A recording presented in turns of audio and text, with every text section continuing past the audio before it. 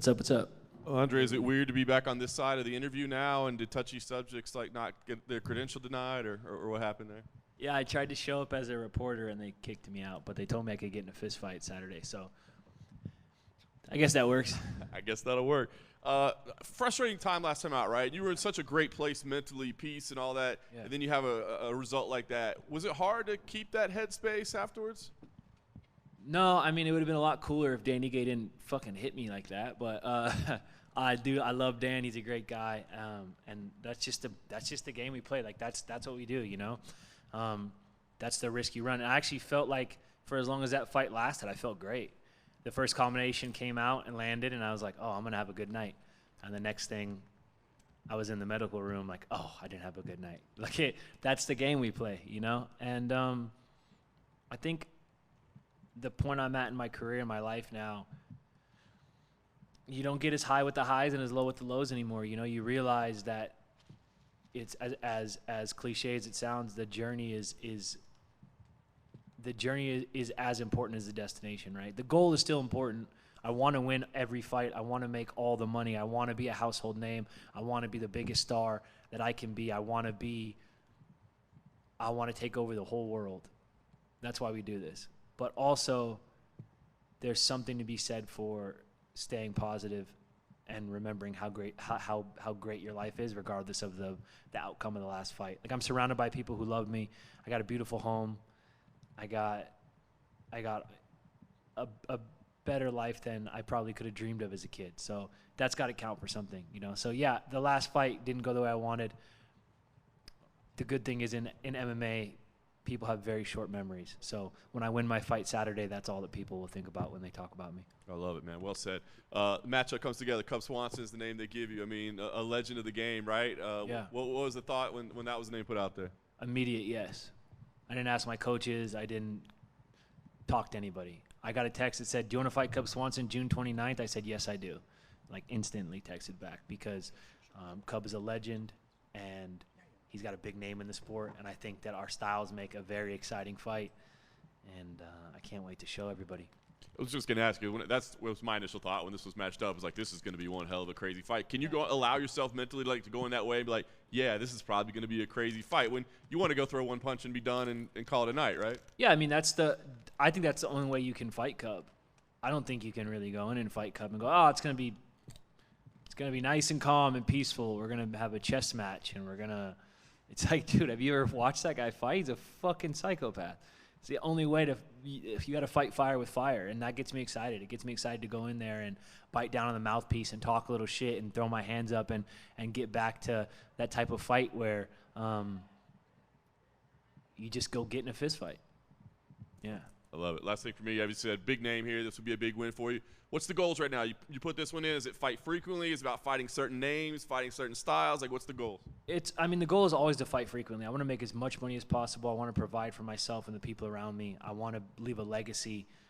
Of course, I want to fight. I'll fight every 3 months if I can. Honestly, I'm in such good shape, and I love doing this. Like, there's nowhere else I'd rather be. My birthday was yesterday, and they were telling me, you know, oh, you got to spend your birthday cutting weight. You're doing this or doing that. Like, there's legitimately nowhere else I'd rather be. I love this. I love this shit. So I want to fight all the time. But as far as a name or the next fight, like, I'm fighting Cub Swanson in like 3 days, man. I'm fighting Cub Swanson at the T-Mobile Arena June 29th. That's my only focus. Win my fight June 29th. You know, once I do that, we can talk about other opponents or whatever, but beating Cub is my only focus. Andre, over here. Sir, what's up, my boy? Looking sharp. How are you? Appreciate you. I'm better. Was Cub Swanson a name that you knew you would have to fight at some point? And, you know, he's kind of near the end of his career. Were you hoping that you would get that shot before, you know, he decided to hang it up? It wasn't like a personal thing, like I want to fight Cub. I got to beat up Cub Swanson. I got nothing but respect for Cub. But he is a name that's been on the radar, you know, and that just comes from the fact the guy's been doing this for 2 decades, and he's been close to the top of the sport for 2 decades. He's never been far out of the top 15, really, you know, since I was in high school. So, which is fucked up that I was in high school like almost 2 decades ago. That didn't feel good to say right now, I'm realizing. But he's a perennial guy to watch in the sport. So, yeah, I had a feeling we might fight at some point. I wasn't gunning for him, but when the opportunity presented itself, I took it immediately just because, I mean, it's going to be fun. You know, I have to ask, what are we reading? Dude, I just got I've been big on that DC. I was never a digital reader, and now I got an iPad, and I've turned into like an iPad kid. I'm like glued to my iPad because I got the DC Infinite.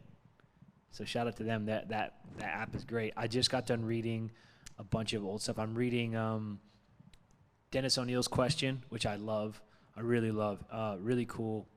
Very 80s. Like, I'm digging it a lot. And I just read randomly that 12-issue Warren Ellis is like, it's called Global Frequency. Yeah. You ever read that? So cool. Each issue is just like I just like one of those things you pick up. You're like, I'll check it out. I'll read it a little bit. And then before you know it, it's been 12 issues. You're like, damn it. I want more of that. That's a rat. It never did again. I'm becoming I've always kind of been an Ellis guy, but I'm becoming a bigger Ellis guy. Like, he just doesn't really disappoint me very much.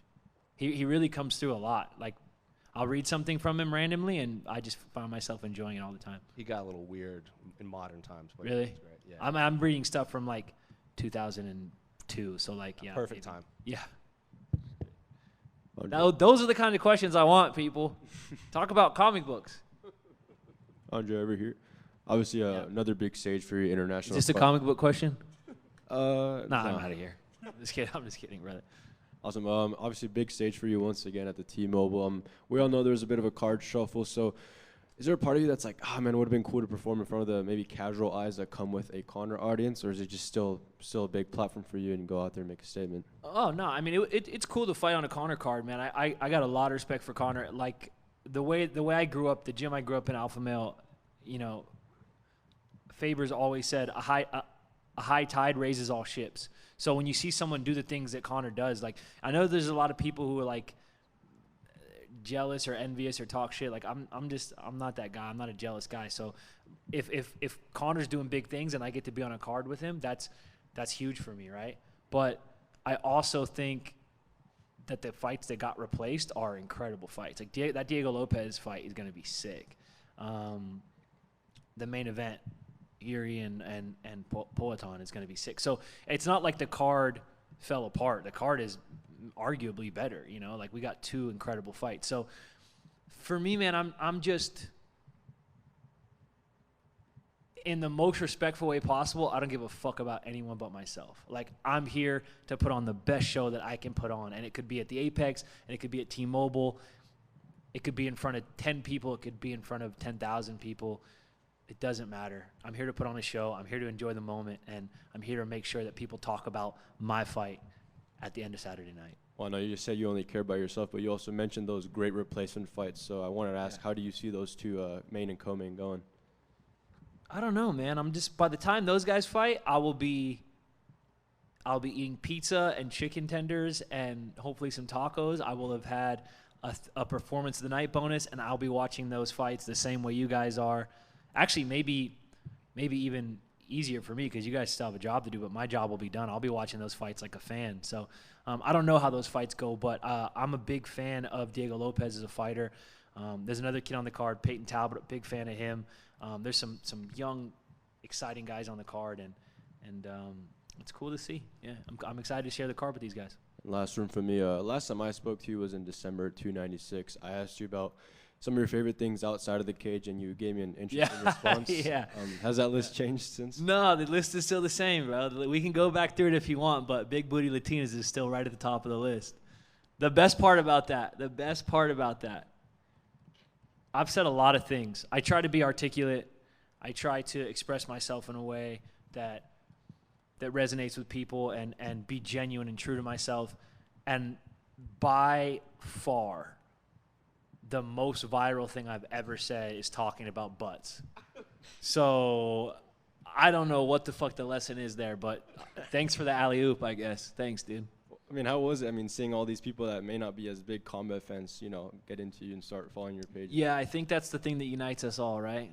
Every red-blooded adult male here can agree. Like, whether we like fighting or comic books or whatever, we like big butts, just big Latin butts. And in this time of turmoil, I think it's good to have something that unites us all. Andre, Yeah. Did you hit up Dan after that extra shot he gave you? Yeah, I said, thanks a lot, you dickhead. You didn't need to hit me like that. So I will say this, my grandma, my aunties, everybody messaged me, why did he hit you a second time? And I had to explain to them. I actually the worst part is that Dan's such a nice fucking guy. After he hits you like that, you got to then defend him. Because, like, you know, my family was like, why did he hit you a second time? You know, and I had to explain to my family, like, that's his job, right? Like, what if he hits me and doesn't follow up and maybe I come back, or the ref, you know, and shout out to Jason Herzog, one of the best refs, maybe the best ref in the whole business, gave me every chance, you know.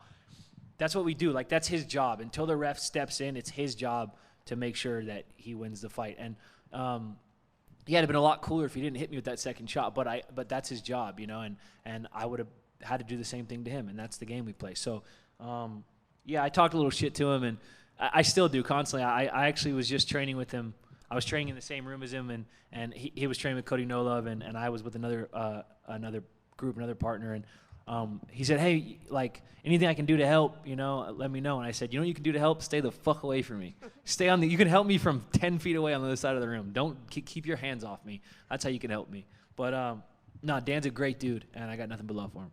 And what's the best movie you've seen so far this year? The best movie I've seen so far this year. Oh, dude, don't put me on the spot. It's not a new movie, but I watched Brigsby Bear finally. I love that movie. And I know there's something I'm forgetting that I know as soon as we get off, I get done, it's going to come to me, and I can't think of the movies we watched recently, but throw some at me. I know there's one I'm missing we just watched. What's your favorite movie this year? Are you watching Dune Part 2, probably? Dune was incredible. Dune was great. There's one more that I can't remember that I know is, like, right there that I really enjoyed. Are you watching television as well? Like Boys? The Boys? Or television so far has been Invincible. It's been incredible. They did Fallout, was so good. I love Fallout 3 might be my favorite game ever. Some people are going to say Fallout New Vegas. Shut up. The loading screens are abysmal. Fallout 3 is better. But that Fallout show is the best video game adaptation I think ever. So, yeah. Thanks, bro. Thank you. Andre, right here. Yeah, brother. So, Andre, do you prefer when comic book movies stay really tight to the source material, or do you like that creative license from the director? I don't mind. I mean, good and bad with both. What I like is when the director and the people making the movie actually love the source material. Whether they stray or they stay really true to it, I think both can be done well. I think when you watch something like Invincible, or you watch like those like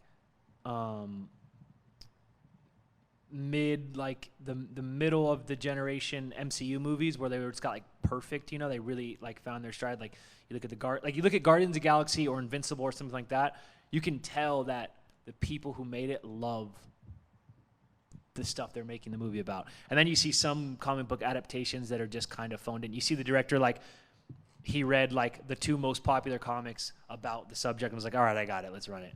And so I think whether you're making movies or you're writing or you're a journalist or you're a fighter, I think that you have to have a genuine love for what you're doing. And if you don't, it'll show. You can't fake the funk in anything. It'll shine through. People, when you fake it, people will see, and the results will speak for themselves. So I think, to me, the most important thing is when you're doing something creative, when you have a creative endeavor, it has to actually resonate with you first, and then the product will match that.